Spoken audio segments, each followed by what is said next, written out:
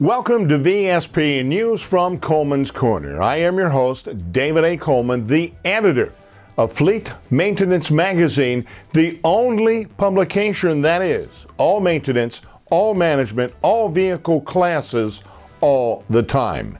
You know, there's a lot more to lubricants than one might think. To get some insight, I visited with Brian Humphrey, OEM Technical Liaison Manager for Petro-Canada American Lubricants. The company produces a complete line of quality lubricants, specialty fluids, and greases. So today I'd like to tell you a little bit about lubricants. These are really engineered fluids.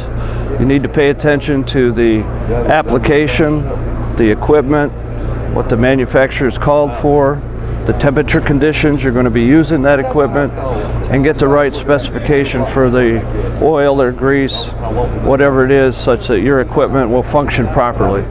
The choice of motor oil will become somewhat more complicated with the new API Commercial Engine Oil Performance category. This is being developed to help meet federal regulations mandating reduced greenhouse gas emissions and fuel economy improvements for both medium and heavy-duty vehicles. Coming up, there's going to be a new heavy-duty diesel engine oil, this currently known as PC11. It's going to come in two varieties, so you're going to have to pay attention to whether or not you need one of the backwards compatible older type oils, probably, which will be known as CK4, that's the API designation, or do you need one of the PC11B type oils, the label of which is yet to be determined, but that will have a lower high temp, high shear viscosity to give you a fuel economy benefit. However, those oils will not be fully backwards compatible to older engines. So you're going to have to pay attention in the future. Just seeing the SAE viscosity of 10W30 is not going to be enough. You need to know if it's the high or the low viscosity version of that oil. Humphrey noted the importance of proper lubricant storage. One of the things that all maintenance managers should be aware of is maintaining the cleanliness and where you store your fluids. It's one thing when the manufacturer makes the fluid, the oil or the grease, it's nice and clean and in a clean package, but unfortunately some folks don't pay enough attention to how they store it.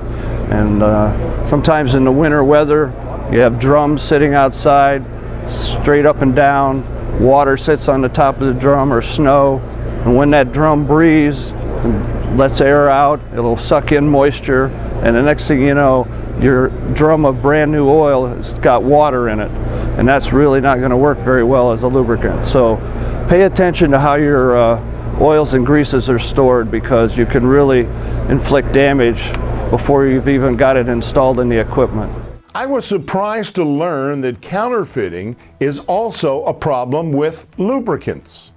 The occurrence of counterfeit parts, that is parts that somebody has mimicked or re-engineered and then put a brand name label on it to sell as if it was a genuine OEM product. The same thing has been occurring in the world of oils and greases. People will take a drum, they'll Xerox or scan the label of a mainline product, one that you recognize, and then put it on a drum, fill it with some low-cost, low-quality fluid, and pass it off as the real thing. Humphrey offered some suggestions on how to avoid counterfeits.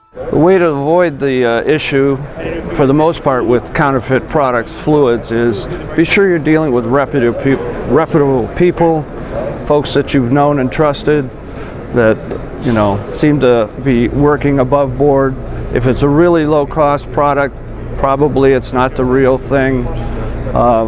If you do oil analysis, obviously you could take a fresh oil sample, have it analyzed, be sure the right metallic content is there and the viscosity is correct. If those things are off when it's brand new out of the barrel, you know it's not going to work. For more information on lubricants, fluids, and greases, and on Petro-Canada, visit Fleet Maintenance Magazine online. Thank you for tuning into VSP News from Coleman's Corner.